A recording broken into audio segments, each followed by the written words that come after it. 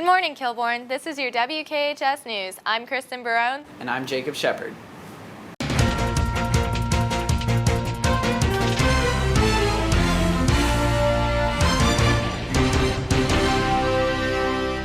The mumps outbreak has reached over 100 cases in the Columbus area and has now been diagnosed outside of OSU and in local high schools. Mackenzie Bonvillain tells us more. The mumps outbreak has spread to over 100 cases in the central Columbus area. Nurse Garner tells us more about the virus. What causes mumps? Mumps is actually a virus that is spread by respiratory droplets, and you pick them up through the saliva and mucus of an infected individual. It's spread just like the common cold as well as influenza. What are some of the symptoms of mumps? The mumps typically begins with a fever that lasts a couple days, fatigue, headache, muscle aches, as well as loss of appetite then sets in.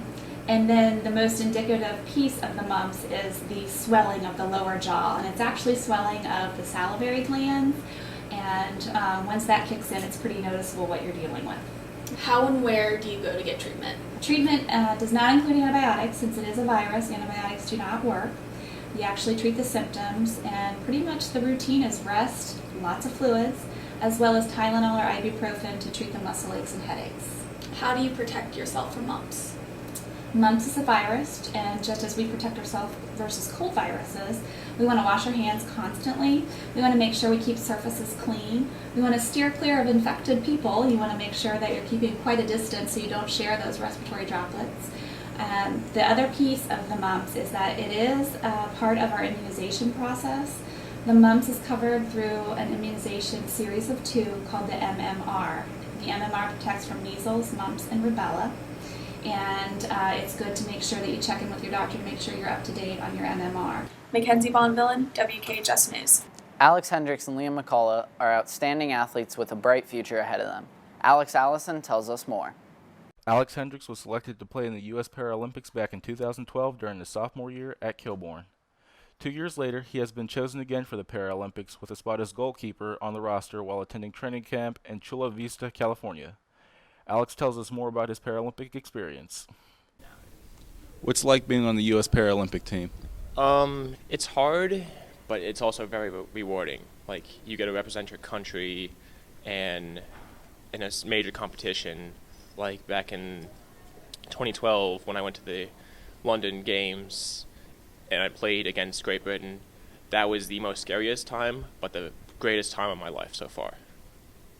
I had 2 strokes from a brain surgery, and I still had the desire to play soccer, and so I was playing soccer for a club team, and one of the coach of the Paralympic team saw my coach for the club team was friends with the Paralympic coach, so he recommended me to join the team.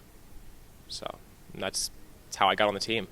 Will you be going to the U.S. Paralympics in 2016? We are trying to. Right now we have to qualify for Toronto Pan Am Games in 2015, and then there's another qualification from Toronto into a tournament in later 2015. So we're trying to qualify for it. What's the most rewarding part about being a U.S. Paralympian? The most rewarding part of being it is just representing your country. Just knowing that you are representing your country is probably the greatest feeling that you'll ever have in life. Due to time constraints, we will inform you on the status of Liam McCullough next week. Alex Allison, WKHS News. Don't forget to vote for Josh Happ and the boys lacrosse team. The polls close at noon today, and here's the address below.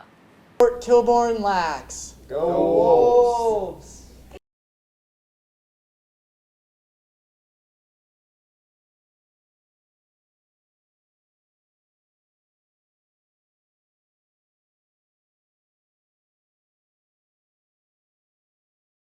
The WKHS Stepping Wolves took a spring break trip to California, stopping by Disneyland and Venice Beach. Zach Walton gives us an inside look on their California adventure.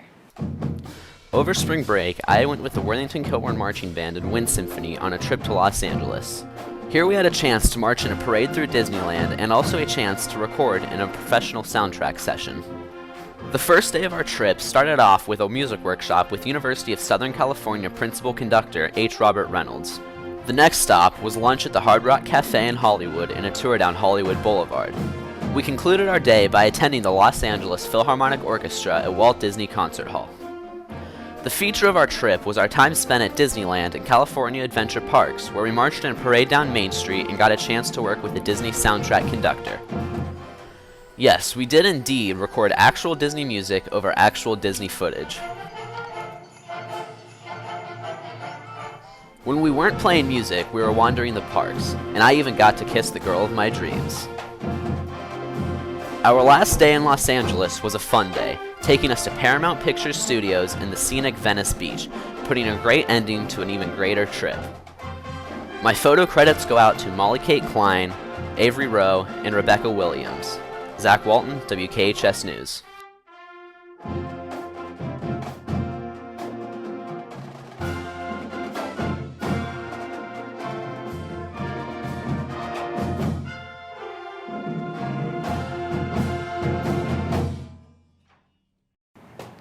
The baseball and softball seasons are underway. Andrew Cook tells us more. How do you think the team will perform this season? I think we'll do good, probably better than last season. We have a lot of people coming back. Me, TJ, and Hayden, the captains this year. I think we can lead the team pretty well. A lot of enthusiasm from Mason Riggio and some other players on the team. Yeah, we're going to be pretty good. Did any key players graduate from last season? We lost Brian Summers, probably our best pitcher, without a doubt our best pitcher actually. Besides that, I think we have most of our strong people coming back from last year. So. What are your walk-up songs this year? My walk-up song this year is Party in the USA by Miley Cyrus. TJ's walk-up song is Wild for the Night. Golden Hans is the song from The Lion King. And we have some questionable songs, but they're kind of goofy. So hopefully you guys come out to some games this year. We're feeling pretty confident about just, our team in general, so hopefully you guys come out. Softball gets their new season started under the helm of their very own new head coach. Who's the new coach for this season? His name is Marty Meerhoff, and so far he's been pretty good. We do like him a lot. He's really helped us, and he's kind of made the program grow, so we're hoping that he does more in the future too. What are the expectations for the team this year? We have pretty high hopes for this season. We've had a few scrimmages and we've done pretty well. We're trying to win OCCs again this year, and our goal for the tournament is to make it to at least regionals and then hopefully on to states. How's the team looking so far? Pretty good, actually. I'm really happy about the new contributors, and considering who we lost last year, we have the spots filled, and I think that we just need a few more practices and we can start games, and I feel like it'll work really well. Who are some of the key additions to the team? We have Paige Jones. She came up, she's a junior, and she's going to be playing outfield for us. We have Alex Friesen, she's a freshman, and she's looking to be one of our pitchers, and we are lacking in pitchers, so that's really good for us. And then we have a lot of returning players, so I think we'll be good with them. How's the team bonded through the preseason? I think we're really close, actually. We've gone out to breakfast a few times together. Just come out to the games. We have one almost every day, so if you have any time for a home one, just come out and watch us. Andrew Cook, WKHS News. This has been your WKHS News. Boys baseball is home tonight at 5. And boys lacrosse is home tonight at 7. Good luck to all other spring sports this weekend.